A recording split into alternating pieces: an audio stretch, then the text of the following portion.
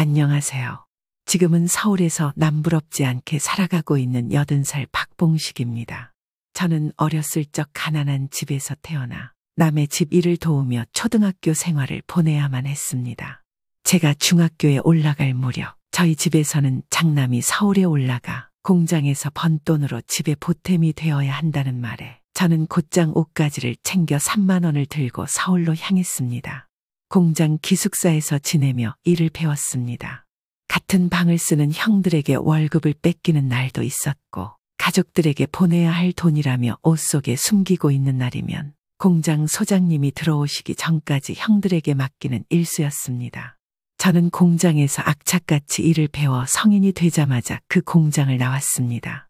그때부터 돈을 모아 공장을 차리기 위해 5년을 하루도 쉬지 않고 새벽에는 인력사무소에 나가 막노동 일을 했고 저녁이면 목욕탕 청소를 했습니다. 제가 잘 수 있는 곳도 정해져 있는 게 아니었습니다. 막노동 일이 끝나고 목욕탕으로 가 쪽잠을 청하고 손님들이 한산할 시간에 목욕탕 청소를 하며 그 물로 샤워도 하고 청소가 끝나면 또 막노동 현장으로 향했습니다. 그렇게 딱 5년을 사니 제 수중에 큰 돈이 만져졌습니다. 은행의 도움도 받아 모아둔 돈으로 작은 공장을 하나 열었습니다. 저는 공장을 연 지 1년 만에 해외 수출도 맡아 사업이 커지기 시작했습니다. 아내의 친정도 사업을 이루는 큰 공장이 있었지만 처가댁에서 처음부터 아버지 공장에 들어와 일을 하면 뒤에서 수군거리지 않겠냐며 다른 회사에 취직해 경력을 좀 쌓아오라고 하셨고 아내는 제 공장에 취직을 했습니다. 그렇게 만난 인연이 저와 부부 사이로도 이어졌습니다. 결혼한 다음 해에 저희에게는 아들이 태어났습니다. 아들이 태어나고 처가댁의 도움을 받아 제 사업은 더 승승장구하게 되었고 그 사이에 귀여운 딸도 한 명 태어났습니다. 시간이 흘러 장인어른이 돌아가시면서 장인어른의 회사와 합병을 하여 작지만 탄탄하고 안정된 기업을 만들었습니다. 아이들이 태어나면서부터 아내가 맡아 하던 격리 자리는 대학을 졸업한 전문 직종의 사람이 앉게 되었고 아내는 집에서 아이들 육아와 제 내조를 도맡아 했습니다. 그렇게 시간이 지나 저는 이제 공장을 운영할 힘이 없어 아들에게 물려주려고 마음먹었습니다.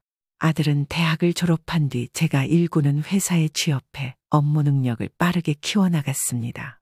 아내도 자식들을 다 키워 출가시켜 놓고 삶이 지루해질 쯤 회사의 격리 직원이 가끔 휴가를 내고 자리를 비울 때면 아내가 가끔 그 자리에 대신 앉아 업무를 하기도 했습니다.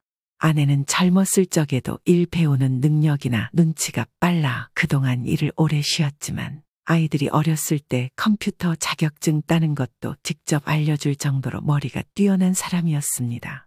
그렇게 가끔 격리 직원의 자리를 대신해 업무를 할 때도 금방 적응해서 직원들 사이에서도 업무 처리 속도가 빠르다고 극찬을 할 정도였습니다. 그렇게 얼마 시간이 지나지 않아 아들이 결혼을 하겠다는 의사를 알려왔습니다. 저녁 식사 중 아들에게 예비 며느리와 어떻게 만났는지 물었습니다. 거래처 미팅 갔다가 너무 예뻐서 뭐에 홀린 사람처럼 연락처를 달라고 했어요. 우리 아들도 남자였네. 남자는 그래야지. 근데 여자친구 집안이 좋은 것 같지는 않아 보였어요. 혹시나 아버지와 어머니가 반대를 하시면 어쩌나 걱정이 돼요. 그런 건 중요하지 않아. 사람 마음가짐이 중요하지. 그리고 이 애비도 젊었을 때 가진 게 많아서 엄마를 만나게 아니란다. 저 역시도 서울로 올라와 악착같이 벌어서 연 공장이지만 결국 제가 이만큼 회사를 키울 수 있던 것은 다 장인어른 덕분이라고 해도 과언이 아니었습니다. 감사합니다. 아버지, 조만간 다 함께 만나는 자리도 만들어 볼게요. 근데 거래처에서 만났으면 어디니? 나도 알고 있는 거래처니?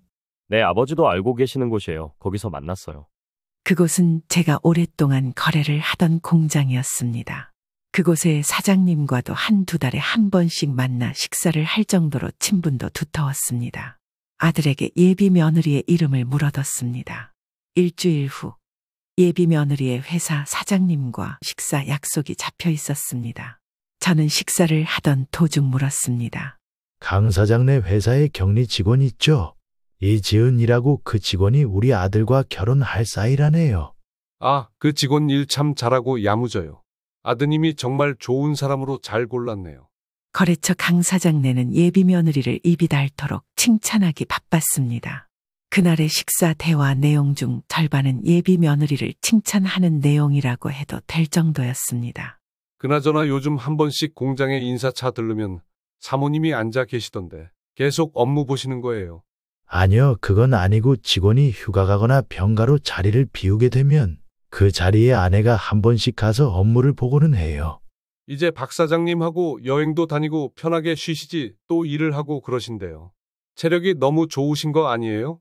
거래처 강 사장과 식사를 하며 이런저런 농담도 얘기하며 즐거운 시간을 보냈습니다. 다음 날 아들에게 전화가 걸려왔습니다. 엄마, 오늘부터 갑자기 격리 직원이 사정이 생겨서 못 나온다는데 지금 회사로 좀 와주실 수 있으세요?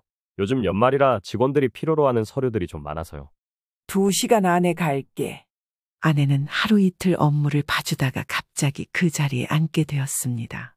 아내는 예전 젊었을 때처럼 일을 척척 해내고 있었습니다.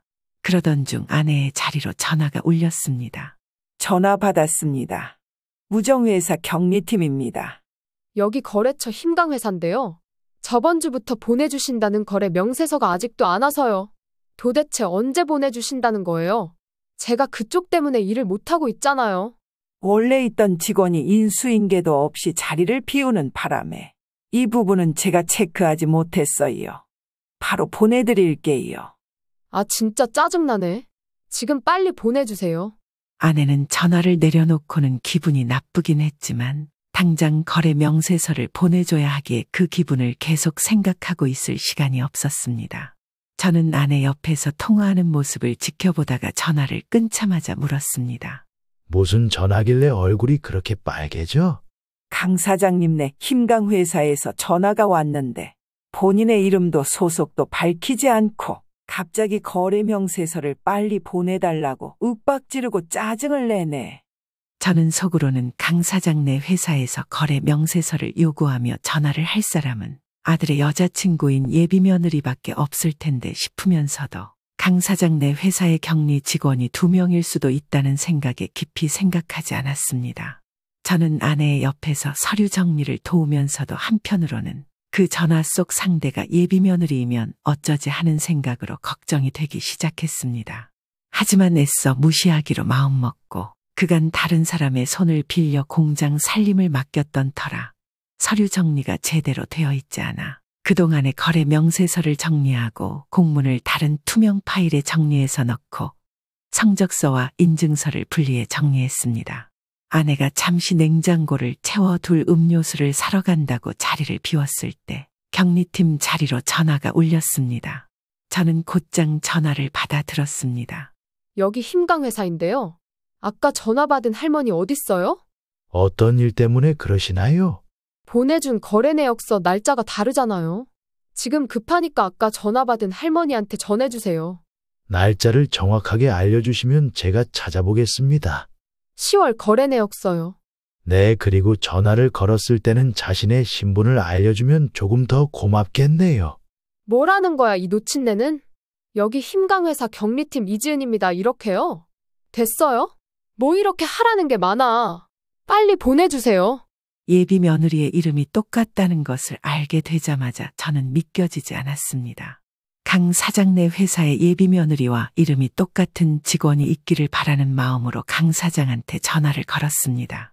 강 사장, 지금 통화 괜찮아요? 어유, 그럼요. 급한 일이세요? 다름이 아니라 저번 식사 때 말했던 우리 예비 며느리, 아, 이지은 주임이요?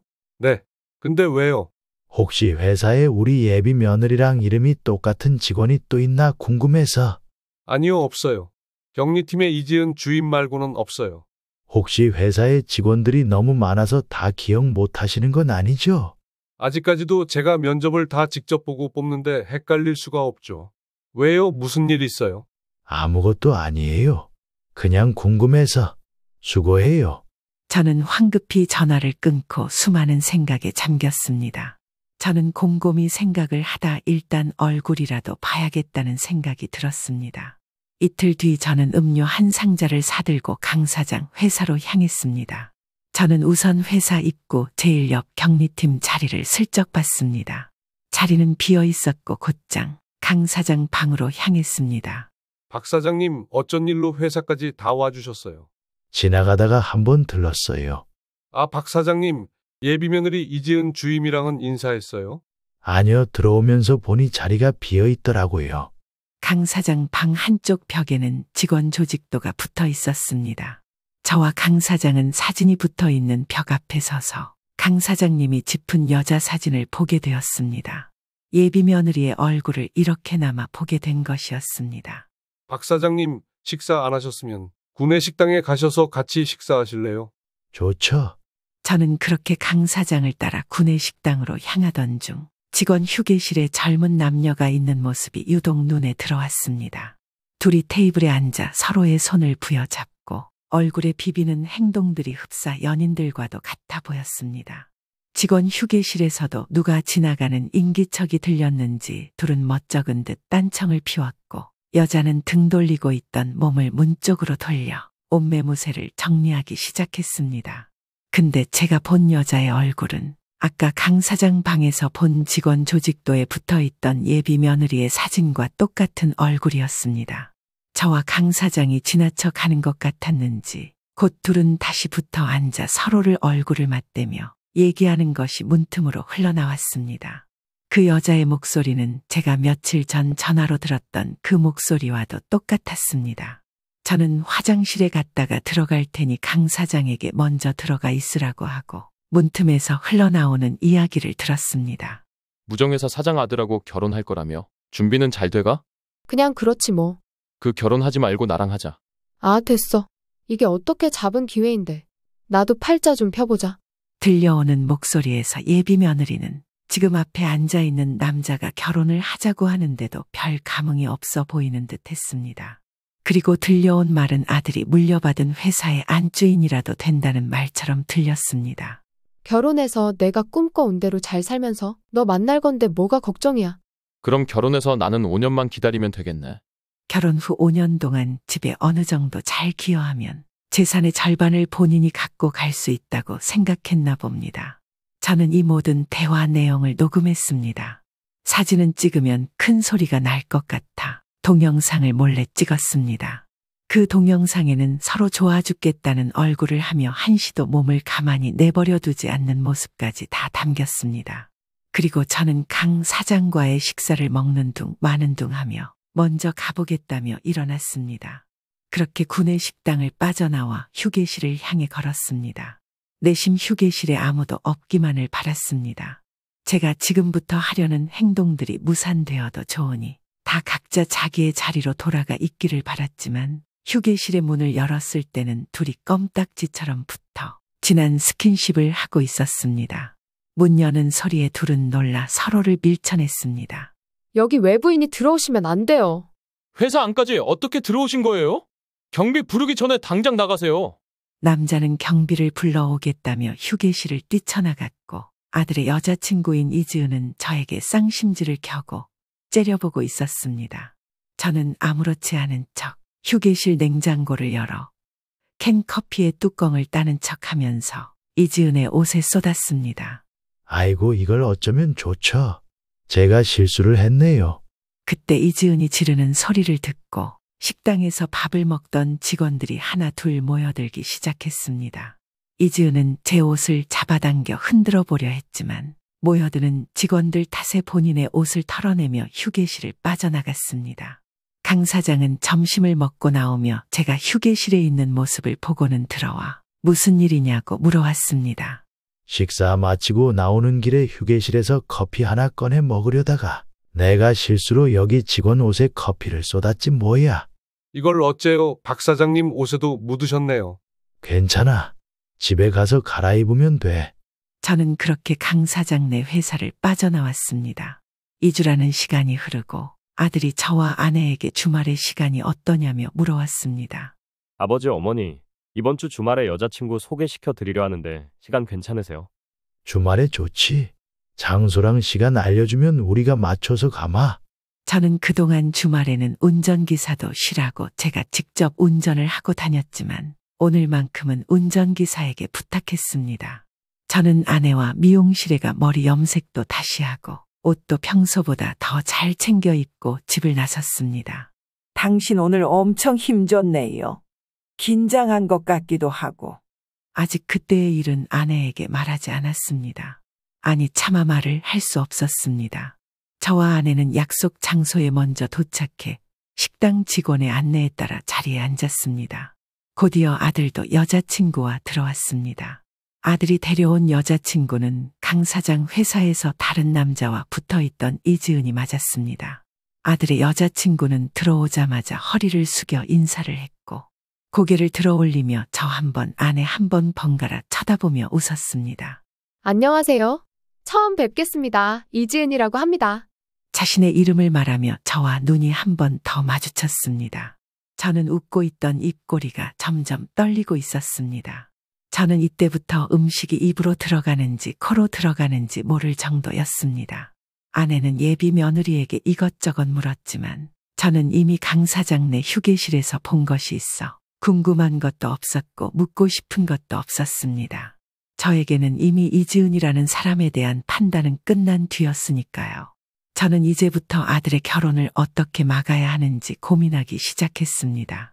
다들 즐거운 분위기 속에서 저는 젓가락으로 애꿎은 밥만 들었다 놨다 했습니다. 그러던 중 아들이 먼저 말을 걸어왔습니다. 아버지, 어디 불편하세요? 오늘따라 왜 이렇게 말씀이 없으세요? 오늘 컨디션이 영 안 좋네. 아들의 여자친구는 자신이 회사에서 마주친 할아버지가 지금 자기 앞에 앉아있는 할아버지와 비슷한 사람이겠거니 생각하고 있었습니다. 그날의 행색과 오늘의 행색은 차원이 달랐으니까요. 아들의 여자친구는 제 앞에 앉아 순수한 얼굴을 하며 제 걱정을 하는 척했습니다. 아버님, 몸이 안 좋으셔서 어떡해요? 제가 나가서 약국이라도 다녀올까요? 저는 고개를 들어 아들의 여자친구 얼굴을 보는 순간 침이라도 뱉어버리고 싶었습니다. 하지만 더 큰 자리를 위해 저는 꾹 참았습니다. 다음 상견례 날짜를 잡고 저희는 헤어졌습니다. 그리고 집에 돌아와 아들과 아내에게 제가 핸드폰에 저장해놨던 녹음과 동영상을 꺼내 아들에게 보여주었습니다. 저는 이 결혼을 어떻게든 막아야 한다고 생각했으니까요. 아들은 여자친구가 다른 남자랑 붙어 히히덕거리며 자신의 험담과 집안을 들먹이며 돈돈거리고 있는 추악한 행태를 두 눈으로 보게 된 것이었습니다. 아들도 이걸 본 이상 이 결혼을 진행할 생각이 없어 보였습니다. 저희 가족은 그렇게 예비 며느리를 향해 복수를 하기로 결심했습니다. 상견례 날 아내는 집에 남아있기로 했고 저와 아들만 상견례 자리에 나갔습니다. 예비 며느리는 아버지 어머니를 모시고 들어왔습니다. 조용한 한정식 집에 앉아 식사를 하던 중 예비 며느리의 어머니는 자신의 딸이 작지만 탄탄한 기업의 집안으로 시집을 간다는 생각에 매우 들떠 있어 보였습니다. 저는 그 자리에서 제 핸드폰에 있던 녹음과 영상을 보여드렸습니다. 예비 며느리와 어머니, 아버지는 그 녹음과 영상을 보면서 두 눈을 굴리기 바빴고 상황 파악을 한다며 머리를 굴리는 소리가 여기까지 들려왔습니다. 예비 며느리의 표정은 일그러지기 시작했습니다. 이내 고개를 떨구며 눈물을 흘리고 있었습니다. 박서방 이게 뭔가? 사돈어른 이게 뭔가요? 그때 휴게실에서 그 할아버지 맞죠? 몰래 찍으시면 불법인 거 모르세요? 고개를 숙이고 있던 예비 며느리는 갑자기 뻔뻔해지기로 했는지 어이없는 말들을 내뱉었습니다. 그때 이지은의 아버지가 입을 열었습니다. 딸이 아직 철이 없어 실수한 듯 싶습니다. 막말로 예비사위라고 깨끗하다고 할 순 없지 않나요? 저는 예비 바깥사돈의 말에 잘못 들은 건가 싶어 두 귀를 의심했습니다. 세상의 모든 자식이 다 당신 딸 같은 줄 아십니까? 그리고 돈 좀 있다고 그런 식으로 우리 딸 근무하는 회사에 들어와서 몰래 촬영하고 녹음해도 되는 겁니까? 상도덕은 지키셔야죠. 제가 예비며느리 일하는 곳이라 일부러 찾아간 게 아니라 제 거래처에 인사차 들렀고 거기서 예비며느리가 한 행동을 본 것뿐입니다. 그리고 저희 딸이 직장 동료랑 사이가 좋아서 그런 행동을 좀 할 수도 있지. 제 딸이 뭐 모텔이라도 들어가길 했습니까? 어쨌습니까? 예비 사돈은 자신의 딸을 다독이며 이렇게 말했습니다. 한 번 실수했고 제 딸도 반성하고 있는 것 같으니 이번은 그냥 넘어가시죠. 저는 우리 사위가 그랬다고 한들 눈 감고 넘어갈 겁니다. 저는 이 결혼 못합니다. 아버지, 가시죠. 그 길로 한정식 집을 나와 차에 올라탔습니다. 아들의 전화는 계속 울리고 있었고 아들은 문자로 연락하지 말라는 한마디를 보낸 뒤 핸드폰을 꺼버렸습니다. 그리고 아들은 다음날 출근해 거래처 강 사장 회사에 이 사실을 알렸습니다. 강 사장은 저희 공장과 거래라도 끊길까 싶어 직원을 해고하겠다며 먼저 알려왔습니다. 그렇게 이지은은 그날 휴게실에 함께 있던 남자와 함께 해고를 당했고 그 이후로 그 남자에게도 만남을 그만하자며 헤어짐을 당한 것 같았습니다. 아들이 일하고 있는 사무실로 찾아와 자신이 이렇게 된 게 다 아버지인 저 때문이라며 자기의 인생을 책임지라고 난동을 부리면서 사무실을 쑥대밭으로 만들어 놓았습니다. 현재 아들은 무고하다는 입증을 펼치며 소송 중에 있습니다. 아들은 아무런 잘못을 하지 않아 곧 무죄 혐의가 나겠지만 이지은은 벌 받아야 할 겁니다. 저희 아내는 계속해서 격리팀의 자리를 지키고 있고 저는 격리 자리에 앉을 직원의 면접을 보고 있습니다. 아들 또한 다른 거래처와의 미팅을 다니며 사업을 확장시키느라 바쁘게 지내고 있습니다.